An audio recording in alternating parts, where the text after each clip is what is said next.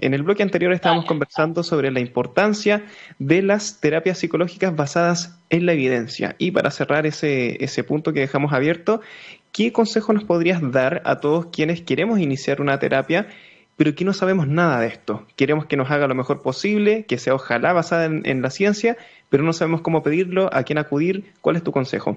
Hay varios profesionales que en general hacen por ahí divulgación científica y creo que en verdad acudir a ellos puede ser una buena guía. Primero por el hecho de que probablemente sean profesionales que están orientados en algún campo. Mucho, por ejemplo, de quienes hacen divulgación en Twitter, como en YouTube, digo, si no conoces a ningún psicólogo de confianza o no sabes si aplica ciencias basadas en la evidencia, consultarles a ellos sí que sirve, porque nos pueden dar una guía de qué tratamientos son eficaces, por ahí nos pueden pasar material sobre cómo saber, pero si, por ejemplo, lo hacemos, digamos, a lo loco y vamos a un terapeuta y no sabemos, tenemos dudas de si aplica una terapia con evidencia o sin evidencia. Hay como unos parámetros que por ahí nos pueden dar indicios, que no es al 100%, realmente puede pasar que esté aplicando una pseudociencia igual, pero es menos probable. Una es que en la primera sesión ya te explique de qué trata la terapia, eso la verdad es que la mayoría lo harán, y sobre todo en la primera, de que explique en qué consiste, porque también tiene que hacer psicoeducación, o sea, es decir, que vos sepas sobre tu problema. Si vos tenés un trastorno de ansiedad, vos tenés que conocer sobre eso. Esto, sobre todo en las TCC, que dije que era la cognitivo-conductual, tenés que saber qué genera eso. Digamos que se enfocan todo en que la persona sepa de sí mismo. Es, digamos, a diferencia de otras terapias por ahí como el psicoanálisis, que es más pasivo el terapeuta en este sentido, es más directivo. Mm. Es probable que intervenga bastante, no que se quede por ahí, digamos, escuchando. Esto no quiere decir que las primeras sesiones no puede ser que intervenga menos y escuche, porque hay que hacer una evaluación de caso. Entonces, al menos podemos dar unas sesiones para ver si esa evaluación realmente se hace. Eso sí, digamos, cuando vamos a un terapeuta TCC, como dije, nos tiene que explicar todo, pero por ahí, si no lo hace, o sea, si nosotros vemos que es un terapeuta que no nos explica lo que queremos, entonces, lo que queremos, digo, no nos explica la terapia, sí como que podemos preguntar sobre cuál es su orientación teórica y después investigamos. Hoy realmente tenemos internet, tenemos por ahí mucha gente que trabaja en psicología y se puede investigar. Hay que tener cuidado al preguntar a los profesionales de psicología, sobre todo en Argentina, porque la mayoría no suele tener orientación científica, entonces nos pueden orientar mal o nos pueden decir cosas que no son verdad, que lamentablemente pasa en la ciencia, que los profesionales digan cosas sobre las corrientes científicas que no son reales. De hecho, una muy difundida es el desplazamiento del síntoma en las TCC, que si puedo me explayo en explicar un poquito qué es eso. Es como, Sí. por ejemplo, digamos, una reducción absurda, que yo tengo, no sé, un problema de ansiedad después deriva en depresión.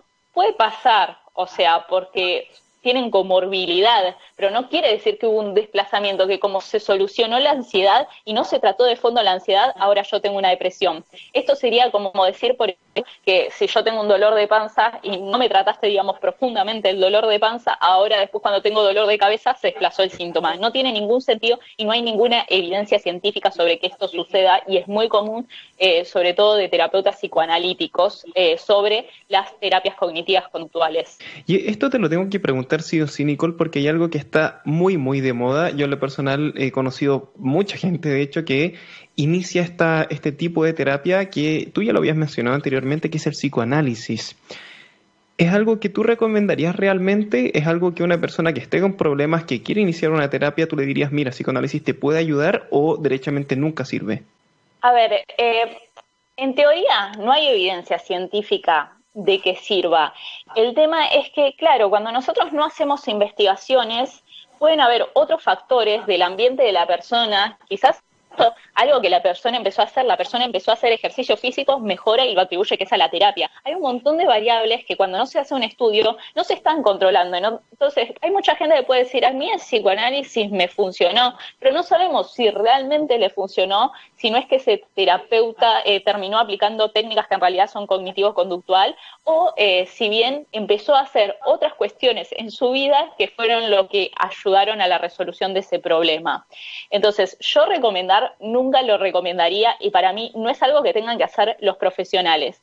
Ahora, lo que yo digo, si esa persona sabe que no tiene evidencia científica, sabe que no es recomendado para su problema, pero igual quiere hacer psicoanálisis, yo no me puedo meter en la elección del paciente. Yo me puedo enfocar en que los profesionales no están haciendo lo correcto, pero no me puedo meter si ese paciente quiere elegir hacer una terapia que no tiene evidencia. Es decir, vamos, si él sabe con pleno conocimiento de todo eso, realmente es libre de elegir lo que quiera. Yo creo que ahí está la gran clave, que cada uno tenga la libertad personal, que cada uno tenga la libertad individual de escoger qué es lo que quiere, pero informado sobre lo que realmente es. O sea, claro, que el terapeuta no diga, mira, el psicoanálisis está súper probado, es real, funciona. Claro, puede funcionar por lo que tú nos comentaste, y de hecho, más adelante quiero añadir otra cosita sobre eso, pero que uno tenga el conocimiento absoluto de qué es a lo que va. Es como todo en realidad, y que después uno lo pueda tomar o desechar, pero que no vayan engañados. Hay algo que ocurre en la biología, que no me acuerdo cuál es el nombre técnico, pero es como algo así como una tendencia a la mejoría,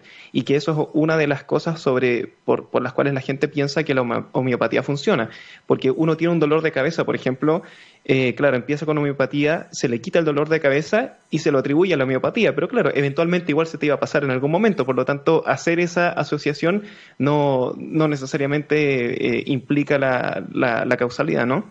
Claro, y además quiero aclarar algo, que en depresión en general muchas veces hay estudios que ven esto que lo llaman remisión espontánea. Digo remisión espontánea porque también puede suceder que se atribuya a otros factores que desconocemos, que es que la persona, digamos, mejora de la depresión. Hoy ya no corresponde a un trastorno, digamos, depresivo, creo, si no me equivoco, que eran 6 meses lo que solía, digamos, suceder esto. Entonces, ¿qué pasa? Si nosotros tenemos un tratamiento, digamos, después de los 6 meses va a estar un poquito difícil Mm. determinar si es el tratamiento el que realmente produjo ese resultado. Y convengamos que, por ejemplo, en las terapias psicoanalíticas nunca te dicen un tiempo estimado y pueden durar muchos, muchos años. Hay gente que hace 20 años que va a terapia, hay gente por ahí que un poco menos, pero 10 años. Claramente, un tratamiento que no lucha por la autonomía del paciente y que hace que el paciente dependa de tantos años es un tratamiento que fracasó. Sí, qué buen punto, qué buen punto. Toda la razón. Con los medicamentos ocurre lo mismo. O sea, si es que uno va a lanzar un medicamento nuevo al mercado, claro, es exactamente lo mismo que dices tú. Uno tiene que demostrar que funciona mejor que el placebo, porque si no, no funciona. O sea, es lo mismo que no hacer nada. Lo mismo que dices tú, que la recuperación espontánea, no recuerdo cuál era en específico la palabra, pero claro, si ya está después de ese tiempo, entonces es imposible decir que funciona. ¿Nos puedes explicar un poquito de qué se trata en sí mismo el psicoanálisis?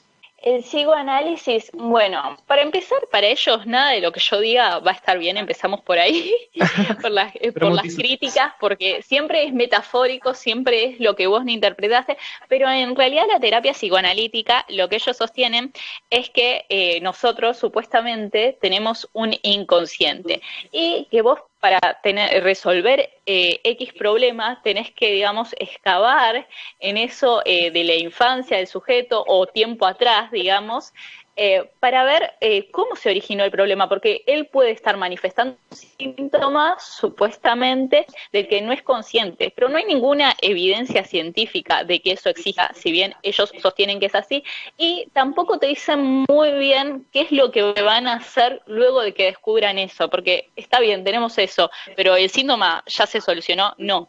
Y además, algo que, por ejemplo, se ha descubierto en las TCC es que no a veces hay que investigar realmente la causa del problema, de hecho la mayoría de las veces sí, aunque por ahí no tenga que ver con algo de la infancia, pero saber la causa que originó el problema no es garantía de la solución del problema realmente.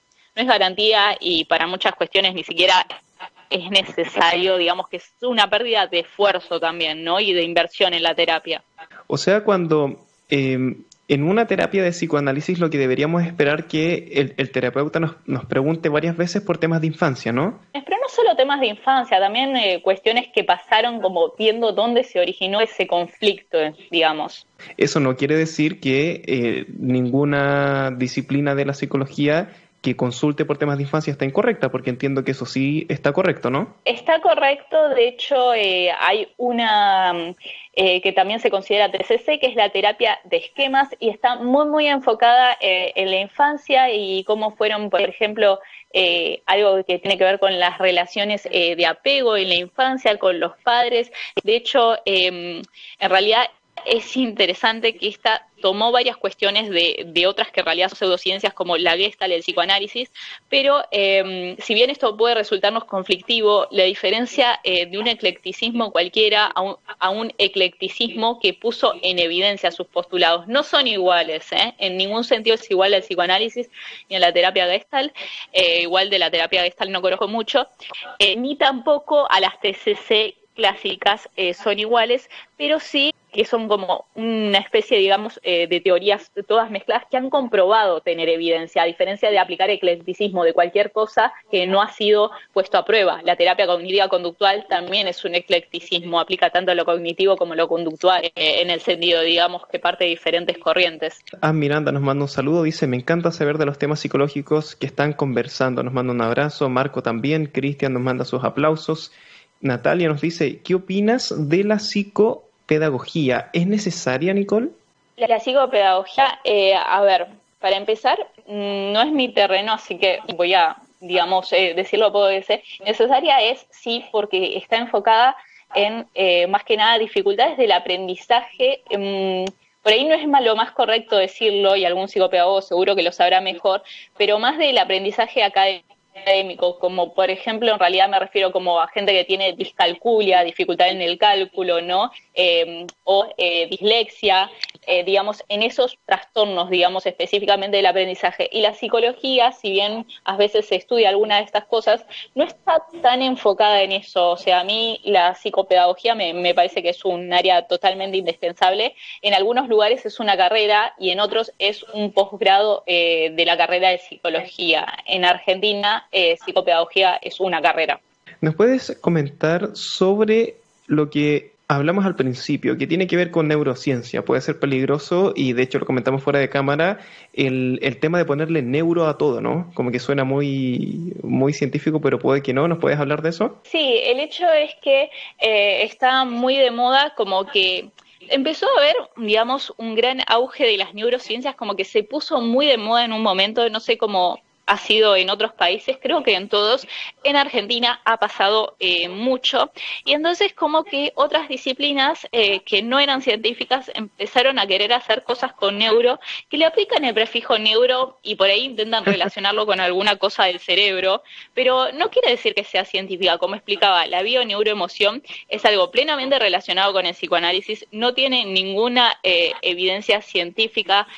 Piensan que, por ejemplo, los conflictos que vos puedas tener pueden venir de tus ancestros, ¿entendés? Cuestiones psicológicas que le han pasado a tus ancestros te pueden afectar a vos, y no es como decir la herencia de, bueno, porque sí, no sé, mi tatarabuelo tuvo una depresión, eso sí puede pasar, pero no en ese sentido. O sea, comportamientos de otra cosa. Si por ahí tu tatarabuelo fue médico, eso te puede afectar de alguna forma a vos en la actualidad, digamos, desde la bioneuroemoción, como que lo ven así, como que no existen en realidad las enfermedades plenamente biológicas, sino que todas son de origen psicosomático para ello, lo que es totalmente peligroso. Hasta estuve leyendo, y perdón que me metas en ese tema que no íbamos a hablar, que había cuestiones que postulaban sobre el coronavirus, de que en realidad te iba a agarrar si tenías un conflicto psíquico, si no el virus no te iba a agarrar supuestamente, pero obviamente no hay ninguna evidencia de eso.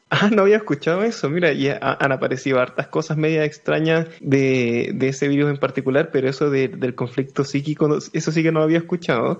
Qué increíble. Yo estoy evaluando ya directamente ponerme Neuro y Bamba como para de alguna forma tener un poco más de credibilidad también. Yo creo que sería bueno. Mira, te quería preguntar. Es una neuropalabra. Gracias, Neuro Nicole.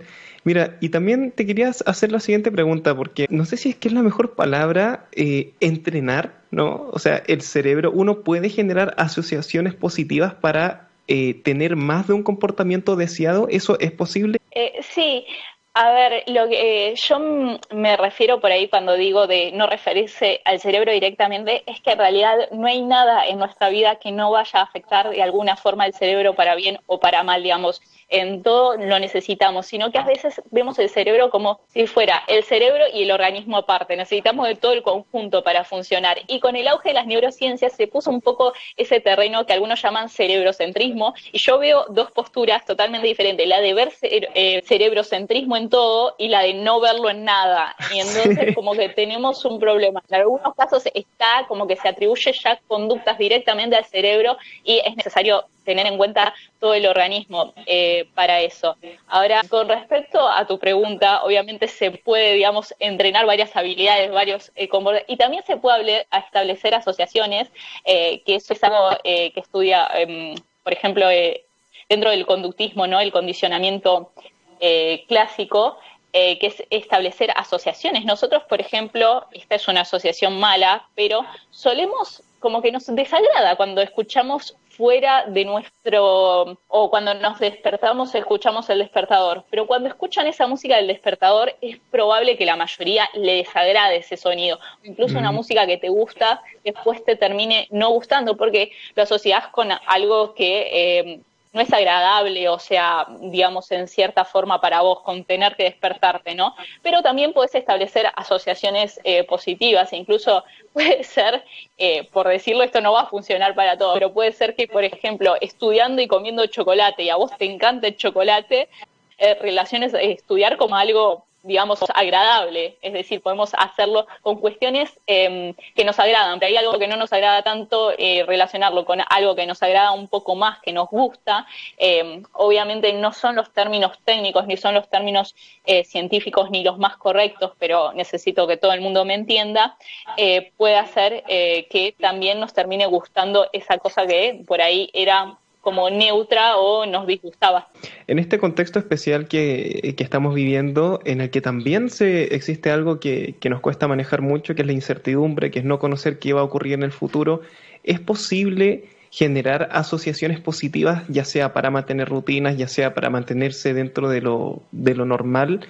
¿Hay algún consejo en específico que tú nos puedas dar para aplicarlo hoy? A ver, posible mantener rutina, sí, lo que por ahí no es posible es, digamos, que no sigamos teniendo esa incertidumbre. Tampoco Mm.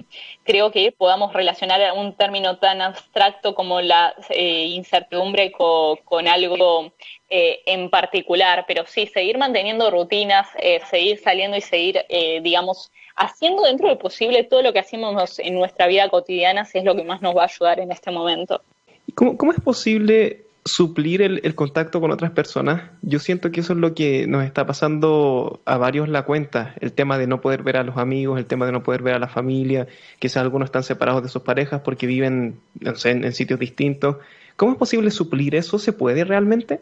El contacto físico, y claramente no va a ser lo mismo, digamos, hoy sabemos que tenemos muchísimas herramientas, que podemos escribir mensajes, que podemos llamar, que podemos hacer videollamadas y todas esas cuestiones que ayudan un montón y que hacen igual mantenerse activo o digamos de ciertas reuniones y está buenísimo hacerlas. No va a ser lo mismo, pero en el momento las herramientas posibles que tenemos son esas, o sea, no perder la comunicación, no quiere decir que todos los días tengas que estar hablando con alguien, pero seguir haciendo reuniones como lo hacías digamos, cuando no estabas en cuarentena, seguí saliendo, entre comillas, solo que en tu propia casa.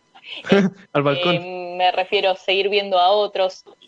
Sí, incluso al balcón no es mala idea tampoco, porque si tenés vecinos, ¿quién dice que no te puedes poner a hablar desde el otro balcón, no? Así que también podría ser lo más cercano al contacto físico. Sí, en Italia y en España han aplicado harto de eso, del tema de que los vecinos se empezaron a conocer más, que empezaron a conversar en el balcón. Había un video, no sé si lo viste, de una señora de tercera edad que le celebraban el cumpleaños también. Es impresionante cómo la gente de alguna u otra forma se adapta para seguir teniendo relaciones humanas, ¿o no? Y algo que yo veía, pero realmente yo no sé cómo evaluaría la psicología de esto, es que en un momento de crisis lo que yo vi es que también hubo como que hubo mucha solidaridad, ¿no? Entre la gente, como que la gente se unió mucho más y como que se está acompañando muchísimo más en todos los aspectos, que por ahí era gente que no te ofrecía un gesto solidario antes y ahora lo está haciendo, al menos es lo que yo veo con los vecinos mayores, los que dejan carteles de que cualquier cosa le llamen, le pida, que salen ellos a la calle, así que no sé, yo veo como que hay más solidaridad en la gente.